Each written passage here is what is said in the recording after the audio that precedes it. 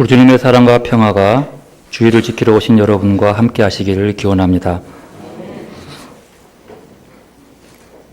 모든 종교적 신앙은 그 종교를 가진 사람들에게 지대한 삶의 영향을 줍니다. 예수 믿는 우리도 마찬가지예요. 신앙이라고 하는 것은 우리의 삶에 분명한 영향을 주고 있어요. 여러분, 그리스도인으로서 여러분의 삶에 영향을 주는 모습이 뭡니까? 신앙, 여러분의 신앙이. 그리고 종교를 가진 사람들은 누구나 다 그 종교에 대한 나름대로의 기대감이 있어요. 보편적으로 불안한 마음에 평안을 주기 바라고, 혼란하고 어지러운 삶의 방향을 잡아주고 그 삶의 의미를 부여해 주는 그런 의미를 가지고 있죠. 종교마다 조금씩 달라요, 눈들이. 그리고 신앙은 사회적 관계뿐만 아니라 사람과의 관계에도 활력을 불어넣고 분명한 영향력을 줍니다. 그래서 사회에서 갖지 못한 그 관계의 모습을 신앙과 신앙의 공동체 속에서 가질 수 있는 것이죠. 무엇보다도 신앙생활에 우리 삶에 미치는 가장 큰 영향은 그래서 삶의 변화예요. 분명히 삶이 바뀌어져요. 우리는 신앙을 통해서 자신의 변화를 기대합니다. 내가 변화하기를. 실제로 변화하면서 신앙이 성숙해가고 변화하면서 새로워지게 되는 것이죠. 그런데 이런 신앙을 통한 삶의 변화에는 한 가지 숨겨져 있는 것들이 있어요. 함정이라기보다도 자칫 오해하면 잘못된 것에 빠진 것이죠. 뭐냐면 신앙을 통한 변화가 누구를 위한 변화라고 하는 거예요. 이 질문이요. 내가 이 신앙생활하는 데 삶이 변하는데 이게 누구를 위한 것인가? 대부분의 사람들은 자기 자신을 위한 변화를 기대하고 그 변화의 수준은 바로 자기 자신을 설정하는 기준이 되어버립니다. 즉 신앙생활을 통해서 자기의 목적을 성취하고 자기 만족의 욕구를 채우려고 한다는 거죠. 그러니까 자기 만족의 욕구를 놓고 신앙으로 딱 더 씌운 거예요. 이럴 수가 있는 거죠. 잠시 생각해보세요. 우리가 신앙생활하면서 거기다가 더 씌워진 게 하나 있어요. 내 만족, 내 우월감, 내 명성. 그래서 물어보죠. 여러분 예수를 왜 믿습니까? 혹시 예수님의 영이 강해가지고 다른 종교보다 강하기 때문에 믿습니까? 그런 경우 많죠. 예수 믿어봐. 부처보다는 강하지. 점쟁이들이 그래요. 하다 안 되면 예수 믿으시오. 왜요? 그거 강하니까. 이런 식으로 생각한다는 거죠. 신앙생활 수준의 어떤 자기의 기준 설정을 놓고 거기다가 이런 신앙을 더 씌운 거예요. 어느 분의 말처럼 야, 그렇게 예수를 팔아먹냐? 라는 거 똑같은 거예요. 자기의 목적과 성취를 위해서 예수를 더 씌워놓는 거예요. 이런 신앙을 얘기한다는 거죠. 오늘 본문의 그 말씀 속에서 바로 그러면 하나님 믿는 사람들의 삶의 모습은 어떠해야 하는가에 대해서 오늘 본문은 말해주고 있어요.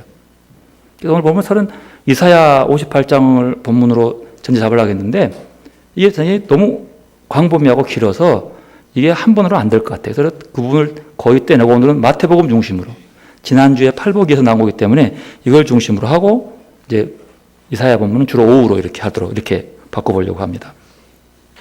여러분 오늘 본문은 그냥 뚝 떨어진 단절된 본문이 아니고 그 앞에 나오는 5장 1절부터 나오는 팔복의 얘기부터 시작됩니다. 그리고 연속선에 이어져 있는 거죠. 먼저 팔복을 간단히 요약해보죠. 우리가 팔복이라고 할 때 팔복은 8개 종류의 복이 있다는 것이 아니라 어떻게 본 거죠? 하나로 쭉 연결된 성화의 과정의 절차로 보았죠. 이 앞서 이렇게 봤습니다. 그리고 그 성화의 과정의 절차 속에서 가장 출발점 시작은 무엇부터 했어요? 심령이 가난한 자.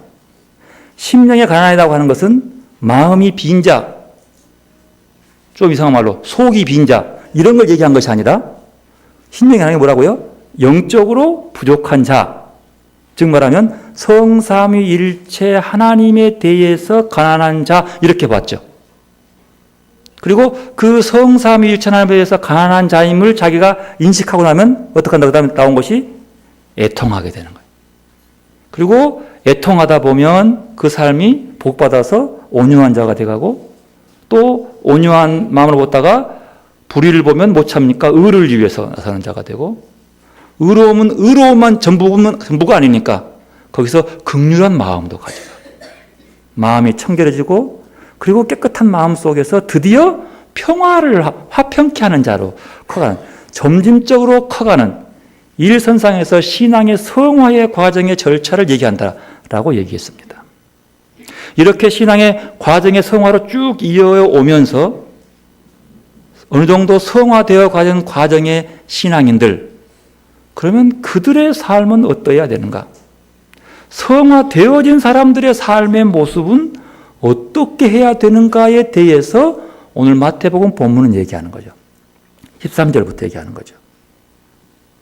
이렇게 산상수훈 마태복음 5, 6, 7장은 그리스도인의 정체성을 바르게 제시합니다. 조금 새롭게. 그럼 물어봅시다. 여러분, 그리스도인의 정체성이 무엇입니까? 그리스도인으로서 여러분은 어떤 정체성을 가지고 있습니까? 아니, 다른 사람들이 여러분을 볼 때에 아이고, 저 사람 예수 믿는 자 맞네 라고 표현할 수 있는 모습이 뭐냐는 거예요. 그 모습이 안 좋게 보이면 안 되겠죠. 좀 더 나가 볼까요?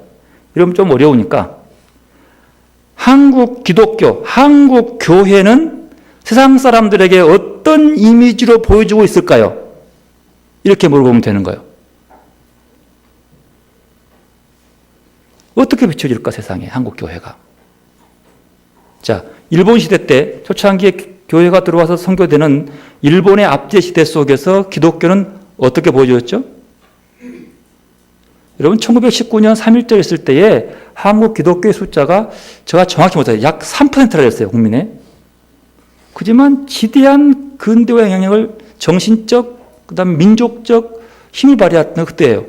기독교 상당히 좋은 종교였죠. 영향을 줬어요.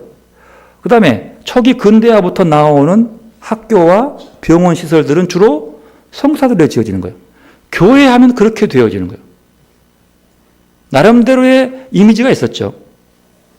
7, 80년대를 거치면서 교회의 이제 뭐 산업이 성장해 가는 과정 속에서 교회 이미지는 또 거기에 맞게 그 나머지가 딱 드러나잖아요. 교회가 부흥하는 그 시기 때에. 그리고 뚝 뛰어가지고 밀레니엄이어서 2000년이 지나고 나서부터 한국 교회의 이미지는 어떻게 보여주는 거예요? 뭐 이제 그 뭐 설명은 할 필요 없고요. 하여튼 그 이미지. 지금 여러분이 느끼고 있는 교회의 위기감 같은 느낌 속에서의 우리가 바라보는 교회의 그 이미지가 어떻게 보냐는 거예요. 그게 정체성이라고 하는 거예요. 어떤 정체성이냐고 하는 거죠. 그런데 분명한 교회는 시대의 흐름 따라서 정체성이 변화하지 않습니다. 그래서 성경은 말이죠. 시대를 초월한 그리스도인의 정체성, 그리스도인의 자존감, 교회의 교회됨에 대한 명쾌한 답을 주는 것이 오늘 마태복음 본문에 있습니다. 13절, 너희는 세상의 소금이니. 그리스도인으로서의 분명한 정체성이 너희는 세상의 소금이니. 그리고 그 뒤에 너희는 세상의 뭐요? 빛이니. 이렇게 얘기하는 거죠. 그리스도인의 자부심은 여기에 있는 거죠. 여러분, 주님 말씀합니다. 너희는 세상의 빛이니. 어찌 들려와요? 계속 반복해 물어보십시오. 내가 세상의 소금인가? 내가 빛인가? 왠지 마음이 좀, 그것이면 참 좋을 텐데.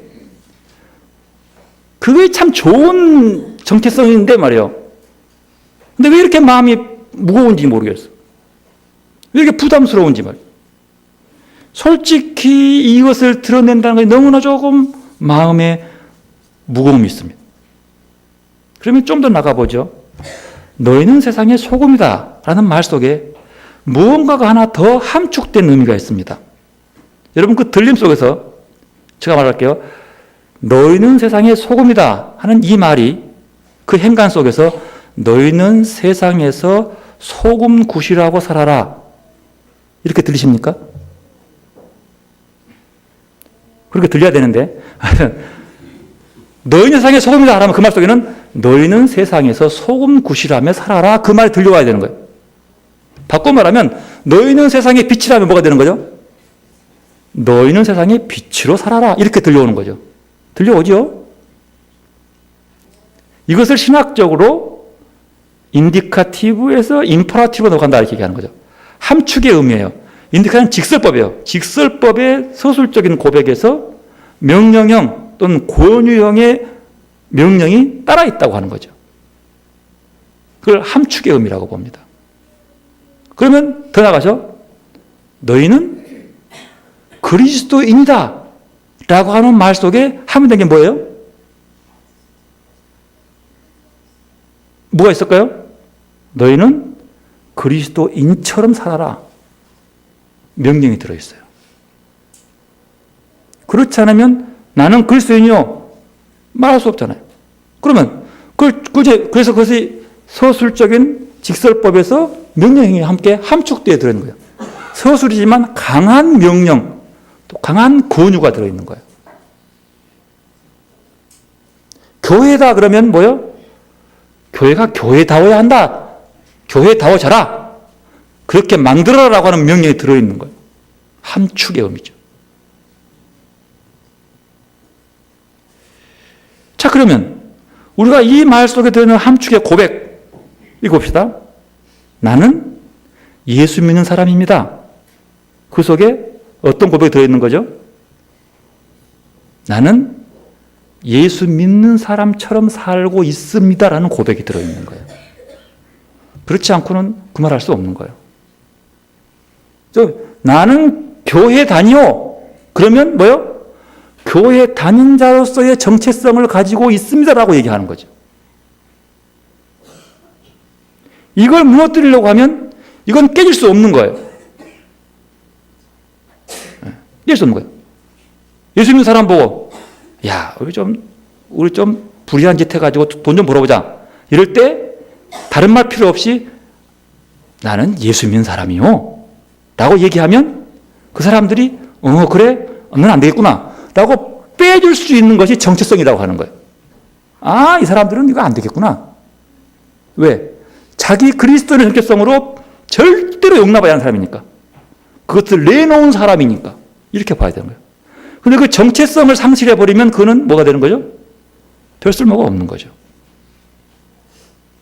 자, 그러면 세상에서 소금과 빛으로서의 우리를 얘기하는 거죠. 그러면 그 소금과 빛으로서의 우리는 누굽니까? 그리고 세상의 빛과 소금으로서의 우리의 사명은 무엇이냐 말이에요. 소금부터 보십시다. 두 가지 이렇게. 여러분, 소금은 인류 역사에서 되게 중요한, 굉장히 중요한 생명의 도구예요. 소금 없이 사람 살 수 없어요. 그래서 바다가 없는 내륙 국가들은요, 바다가 있는 땅을 차지하기 위해서 막 전쟁을 일으켜요. 막 실패 돌아가면 그 난감함을 표하죠. 대표적인 독일이에요. 독일은 바다를 끼고 있는 데가 북두쪽밖에 없어요. 소금나기가 별로 없어요. 그러니까 그걸 찾기 위해서 별의별 방법을 다 했지만 1차 대전도 패하죠. 2차 대전도 패하면서 자기 나라 어떤 속국을 갖고 있지 못해서 소금이 없죠. 그래서 그들은 소금을 찾기 위해서 땅속을 파서 소금 광산을 발견해요. 그 소금 먹고 살아요. 유명하죠. 뭐 오스트리아 소금 광산, 짤조간목국 같은 또 폴란드 같은 데 가면 그게 기원이요 청동기 시대부터 올라가요. 오래전 수천 년 전부터 시작되는 광서 소금을 캐가지고 먹는 거예요. 소금 없이 못 살거든요. 소금은 굉장히 중요한 생명의 기본입니다. 그리고 이 소금에는 두 가지 기능이 있어요. 첫 번째는 방부제 역할을 합니다. 소금은 음식을 변질되지 않게 방지해주는 기능이 있고요. 부패하지 않도록 해주는 기능이 있어요. 그렇기 때문에 베두인들은요, 서로 언약을 하고 약속을 할 때에 이렇게 말한대요. 우리 사이에 소금이 있다? 네가 나 소금이 있다. 뭐래요? 이 언약은 뭔다고요? 변하지 않는 것이다. 그런 뜻이에요. 여러분, 성경에도 영원히 변치 않은 확실한 언약을 소금 언약이라고 기억해요. 구약성에 나와요. 그건 뭐예요? 하나님과 우리 사이의 언약은 절대로 변치 않는다는 것을 말하기 위해서 소금 언약이라고 이렇게 딱 얘기가 나와요. 성경에 나옵니다. 그것도. 여기 되죠. 그래서 소금은 그런 유지해주는 역할을 해요. 또 하나의 소금의 기능은 뭐예요? 맛이죠. 소금이 제맛을 갖기 위해서는요, 자신의 맛을 제대로 간직하고 있지 않으면 소금은 쓸모없는 거죠. 소금 맛을 잃어버리면 이쁘지도 않고 별 볼품 없잖아요. 소금 갖고 놀 거 밖에 없어요. 별로 이게 소금은 별로 없어요. 그러니까 할 수 없이 밖에 버려져서 그냥 버려져서 그냥 밟힐 뿐 별거 없는 거예요. 맛을 잃어버리면. 소금은 맛이 중요한 거죠. 근데 중요한 것은요, 여기서 예수님이 말씀하시고 하는 소금이라고 하는 이 말은 소금은 지 혼자서는 제맛을 내지 못한다고 하는 거예요. 지 혼자서는 짠맛밖에 없어요. 여러분, 소금 먹고 살 수 있습니까? 소금만 먹고? 그런데요, 이 소금이 다른 음식을 만났을 때는 사정이 달라집니다. 혼자서 짠맛밖에 못 내는 소금이지만 다른 음식에 첨가되면 그 음식의 격을 높여주고 놀라운 역할을 하게 되는 거예요. 배추김치에 소금 간이 안 되면 그 맛이 김치가 되겠습니까? 그건 누가 먹겠어요? 소금 안 넣은 배추김치 누가 먹겠어요? 염소나 먹어야죠, 뭐. 그런데요, 우리가 잘 간이 밴 배추김치를 맛있게 먹으면서 와, 소금 맛있다. 그런 거 들어보셨습니까? 뭐라 그러죠? 이야, 배추김치 맛있다. 그런 거예요. 배추김치의 맛을 내는 것은 누구요? 소금인데, 소금은 어디 가고 뭐만 나와요? 배추만 나와.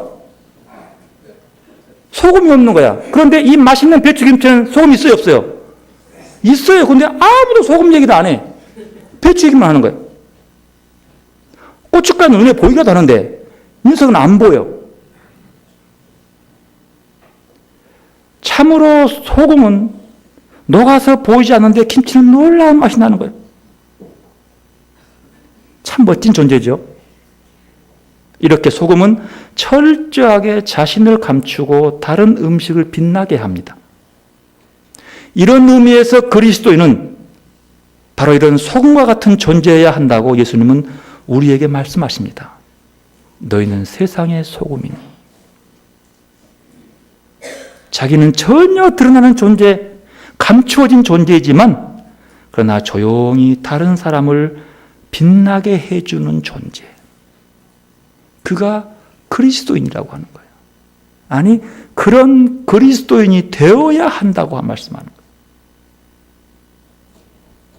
누군가와 함께 있으면서 내가 녹아서서 그 사람의 품격을 높여주고,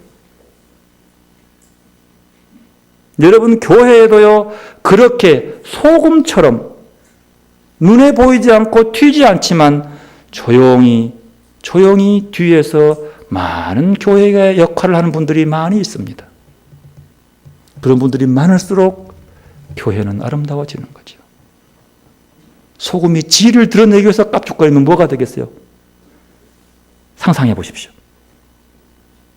주님은 바로 우리에게 너희는 세상의 소금이라고 말씀하시면서 묻습니다. 이 말이 너희에게 어떻게 들려오느냐? 여러분에게 어떻게 들리십니까? 너희는 세상의 소금이다. 그리고 5장 14절에 가면 너희는 세상의 빛이라고 얘기합니다. 빛이라. 그러면서 첨가하기를 산 위에 있는 동네가 숨기지 못할 것이오라고 얘기합니다.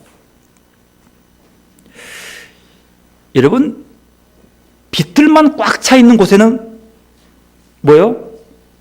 실은 거 아무 쓸모 없는 거예요. 빛만 꽉 차 있으면 그 속에 살 수 없어요. 태양 속에 생물이 살 수 없는 것처럼 말이에요. 필요 없는 거죠. 근데요, 빛이 가장 고마울 때가 언제예요? 그게 불 한번 꺼볼까요? 어찌 되겠어요? 이게 꺼보면 가장 빛은요, 비추어 주는 거예요. 깜깜한 밤길을 걸어가는데 환한 달빛 하나, 얼마나 고마워요. 희미하지만. 그 빛이죠. 빛은요, 다른 사물을 비추어질 때 역할을 다하는 거예요. 아름다운 거죠. 예수님은 우리를 믿는 자들에게 너희는 세상의 빛이라고 합니다. 어떤 의미의 빛입니까? 바로 그 빛으로 사람들이 예수님을 볼 수 있도록 해야 되고, 그 빛으로 우리는 사람들이 희망을 볼 수 있도록 해야 한다는 거예요.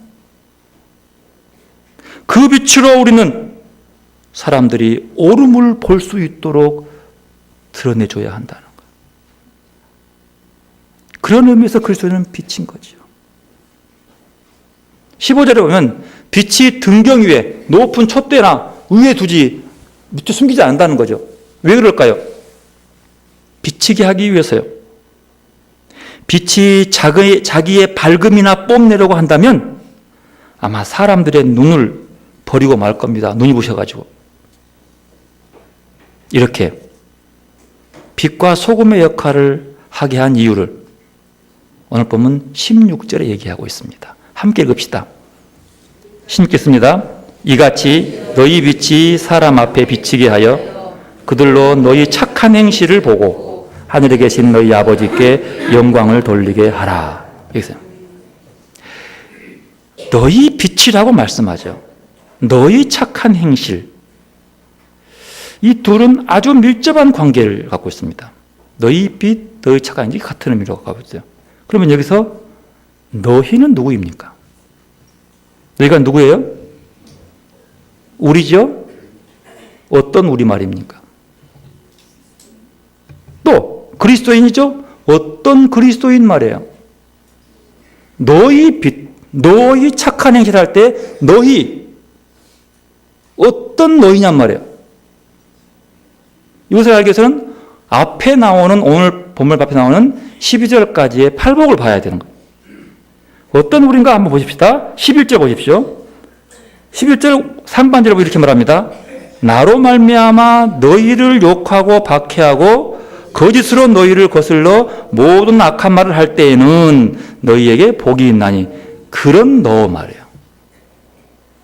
예수님 때문에 욕먹고 박해받고 거짓말로 모함받는 자, 그 너희. 또한 너희는 10절이요. 의를 위하여 박해받는 너희. 그리고 9절에 화평케 하는 너희. 너희는 이런 것이죠. 그러니까 16절에서 너희의 착한 행실이라고 할 때에 너희가 어떤 사람인가를 분명히 얘기하고 있고 그들의 착한 행위가 어떤 행위인지를 벌써 말씀하고 있는 거예요. 그래서 너희는 뭐예요? 주님 때문에 생기는 일들이에요. 주님 때문에 박해하는 그 너희. 주님 때문에 의를 행하는 자들. 의를 행하니까 박해받는 거죠. 의는 주님 때문에 하는 것이고 이것을 착한 행실로 보는 거죠. 그들이 살아가는 삶, 화평케 하는 자, 의를 위해 박해받는 자, 주님 때문에 박해받는 자, 그런 삶을 살아가는 것이 바로 착한 행실이라고 하는 거예요. 그래서 16절 중심의 착한 행실은 바로 소금과 빛을 함축하고 있는 것이에요. 그걸 착한 행실로 비유된 거죠. 더 나아가서 여기서 이 말씀은 착한 행실은 그 뒤로 넘어갑니다. 17절부터 20절까지예요. 17절부터 19절까지는 예수님께서 율법에 대해서 아주 긍정적으로 표현하십니다. 왜 그럴까요? 바로 율법 안에 보석처럼 담겨있는 착한 행실을 예수님이 소중히 여겼기 때문인 거예요. 율법 안에서 하나님의 아가페적 사랑을 발견할 수 있었기 때문인 거예요. 그리고 그것을 강조하면서 그렇지만 그리고 얘기하면서 20절을 얘기해요. 20절을 읽어보십시다. 내가 너희에게 이르노니 너희 의가 서기관과 바리새인보다 낫지 못하면 결코 천국에 들어가지 못하리라. 아이고 큰일 났네 이거 뭐. 너희 의가, 그러면 여기서 너희 의는 뭘 얘기하는 거예요? 앞에 나오는 소금, 빛 이거예요. 그리고 더 앞에 나오면, 그 다음 나오면 착한 행실이요. 즉 여기서 너희 의는 착한 행실을 얘기하고 그 착한 행실은 앞에 있는 소금과 빛을 얘기하는 거죠. 그래서 너희라는 부분 앞에 정했으니까 놔두고요. 그게 나오는 거죠. 그래서 의, 착한 행실로서의 의, 이것은 어떤 공덕을 갖고 있는 의가 아닙니다. 하나님 앞에서 자신을 올바름을 내세우는 종교 도덕적인 의를 얘기하고 있는 거죠. 그래서 분명히 율법을 지키는 것은 서기관 바리새인도 마찬가지예요. 그래서 그때 의를 얻다 믿었거든요. 그런데요, 그 속에 주님은 율법을 폐하지 않고 율법을 그대로 두면서 새롭게 바라보는 거죠. 새로운 질서, 새로운 하나님 나라의 가치 질서를 부여한 삶을 주어지는 거예요. 그걸 소금과 빛으로 나오는 거예요. 그 속에 함유되어 있는 것, 소금 역할, 빛의 역할로서의 율법을 행하는 것, 이렇게 나오는 거예요.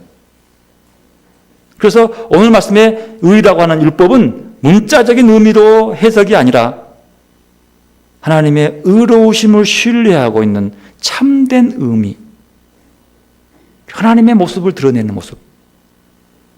그 모습은 어디서 오는 거예요? 십자가에서 오는 거랑 마찬가지죠. 주님의 삶이 소금과 빛의 삶의 모습이었어요. 표본이에요. 그러니까 율법사와 바리새인들의 의보다 더 나은 의, 그것이 바로 예수님의 제자들이 지켜야 할 착한 행실, 즉 세상의 소금과 빛이 되는 일이라고 하는 거죠. 그 말 속에는요, 소금은 소금다워야 하고요, 빛은 빛다워야 하는 겁니다. 그리고 너희는 너희다워야 한다는 거예요. 주님 말씀하는 거죠. 나를 따른 제자들아, 제자들, 너희는 너희다. 제자는 제자다워야 한다는 거예요. 소금이 다른 음식 속에 녹아들어 자기 맛이 아닌 음식 맛을 내야 하듯이 빛이 등경 위에 세워져서 그 빛을 자랑하는 것이 아니라 사람들이 자기가 아닌 다른 사물들을 보게 해주듯이 너희도 세상 속에서 착한 행실로 살아 사람들이 예수님의 참맛을 알고 하나님을 바라보도록 하라는 거예요. 그걸 착한 행실로 보는 거예요. 그러면 우리가 세상에 소금과 빛으로 행할 때에 우리는 참된 성도로 드러나게 될 것입니다. 그런데 문제는 바로 그 소금과 빛의 역할의 모습이 우리 자신의 옳음을 드러내거나 우리의 거룩함을 보여주거나 신앙을 소유한 우리의 능력이 얼마나 효력이 있는지를 알리기 위한 것이 되어서는 안 된다는 거예요. 이런 것들은 바리새인과 서기관들이 추구하는 의로움이었어요. 이게 중요한 의미가 있어요. 똑같이 의를 행하는 거, 착한 행실을 하는 건 좋은데 그 착한 행실이 나를 드러낸다랄지 내 신앙을 자랑한다랄지 내 거룩함을 드러내기 위한 것이는 바리새인이나 서기관도예요. 그런 의는 새로운 하나님 나라 질서의 의가 아니라고 하는 거예요. 새로운 질서는 그보다 더 나가야 한다는 거죠. 어떻게요? 십자가의 모습처럼 나는 간대 없지만 그 영향력은 많은 사람들을 살려주는 거죠. 예수님은 비참함으로 십자가에 죽어서 사라졌어요. 그렇지만 그 죽음은 끝 종결이 아니라 그 뒤에 그냥 활활 타오르는 새로운 생명들이 막 튀어나오기 시작하는 거예요.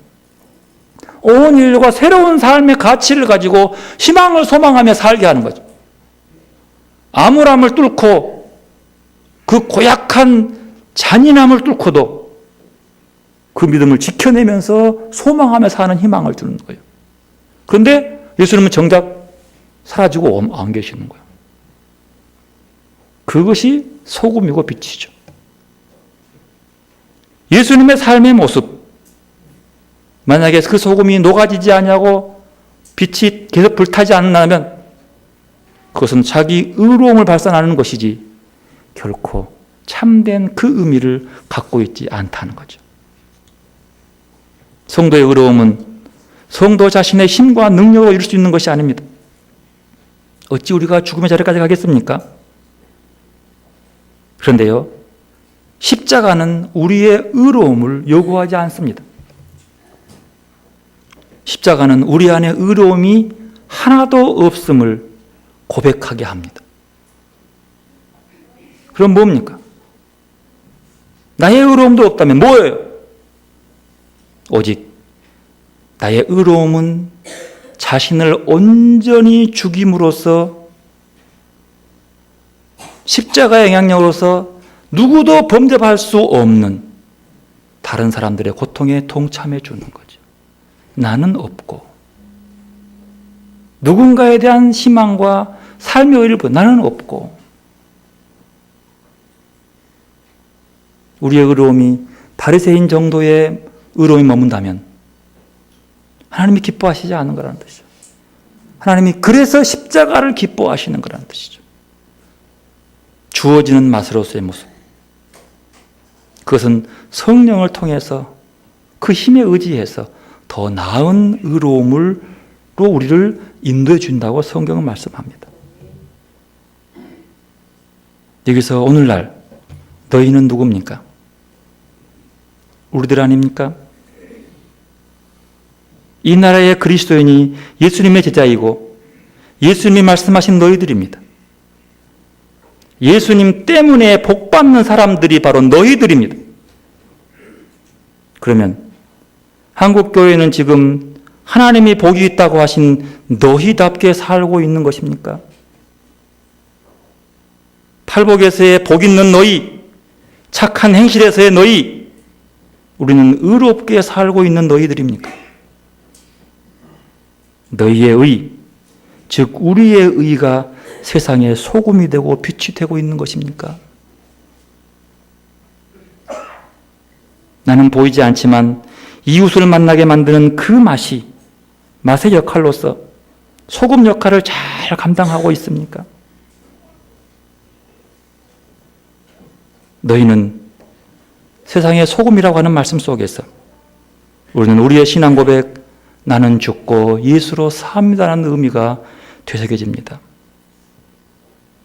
나는 지워지지만 눈에 보이지 않고 나를 자랑하거나 드러내지 않지만 주님의 아름다운 모습이, 주님의 선한 모습이 드러나고 나는 없고 그것만 드러나는 그 모습으로서의, 주님만 자랑되는 그로서의 내 삶, 우리 공동체의 삶, 그것이 나를 살리고 이웃 살리고 공동체를 살리는 삶이라는 것이죠. 정말 우리는 온유한 자로 살고 있습니까? 자비로움을 살고 있습니까? 우리는 주님 때문에 박해를 받고 있으며 우리는 의를 위하여 핍박을 받고 있습니까? 아니면 참 무정한 자로, 교만한 자로, 박해하는 자로, 담을 쌓고 갈라지는 자로 살고 있습니까? 스스로 물어보시기를 바랍니다. 오늘 이사야 본문은 세상의 빛의 역할이 무엇인지를 분명하게 얘기하고 있습니다. 어둠이 무엇인지를 얘기하고 빛이 무엇인지를 얘기하고 금식을 얘기하면서 금식에 나오는 어떤 그 종교적 행위의 틀, 이것을 뛰어넘는 본질을 얘기하는 것이 참 잘 나와 있는데 오해하기로 하겠습니다. 그것 똑같이 빛이에요. 녹아나서 빛을 드러내는 삶의 모습을 쭉, 특히 6절부터 쭉 나와 있어요. 11절까지. 그리스도인의 빛은 오로지 착한 행실을 통해서만 드러납니다. 말이 아닙니다. 확신에 넘치는 확신이 아닙니다. 행실을 통해서. 요한 크리스토스 무스는 이런 말을 했습니다. 읽어드리겠습니다. 자연의 빛이 가야 할 길을 비추고 어둠을 쫓아주듯이 모범적인 삶으로부터 오는 영성의 빛은 잘못으로 정신이 어두워져 있는 사람들과 덕행의 길을 제대로 보지 못하는 이들의 눈을 비춰줄 것입니다. 이런 빛은 지성의 눈에서 들보를 없애주고 사람들에게 좋은 길, 덕행의 길을 따르도록 해줄 것입니다. 그러므로 사람들이 그대의 덕행과 그대의 엄격한 규율과 그대의 선한 행실을 보고 하늘에 계신 아버지를 찬양하게 해 주십시오. 우리는 자존심 있는 소금의 맛을 내기 위해, 그리고 자존심 있는 빛의 사람이 되기 위해 어떤 희생을 감당하고 있는지 돌아보십시오. 예수님이 세상의 빛과 소금으로 사셨습니다. 또한 그 예수님이 우리에게 너희는 세상의 소금이니 세상의 빛이라고 하십니다. 예수님을 꼭 빼어 닮은 우리의 삶을 통해 예수 그리스도의 자존심이 지켜지고 예수를 따르는 사람들의 자긍심이 지켜지고 교회의 교회됨이 지켜져야 할 것입니다. 그때에 예수님의 맛이 세상을 살만나게 할 것이며, 그때 예수님의 빛이 세상을 환하게 비치게 될 것입니다. 예수님은 지금도 말합니다. 너희가 세상의 소금이고 빛이라고. 기도로 나가십시다. 마음이 청결한 자는 하나님을 볼 것입니다. 나 스스로 혹시 소금이고 빛이라고 속고 있지는 않는지 돌아보십시오. 착한 행실로서 그리스도인임을 증명하는 삶을 내가 살아내고 있는지 돌아보는 시간 되시기 바랍니다. 기도로 나가십시다.